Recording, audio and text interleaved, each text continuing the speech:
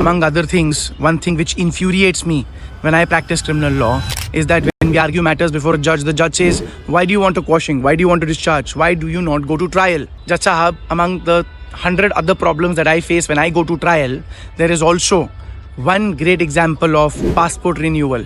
If my passport's about to expire, the passport authority says, we want an NOC from the judge conducting the case. And the judge says, after you move an application, after time is spent on deliberation whether passport should be allowed to be renewed or not, the judge says, all right, I will allow passport renewal for a period of random 1 year, 3 year, 5 year.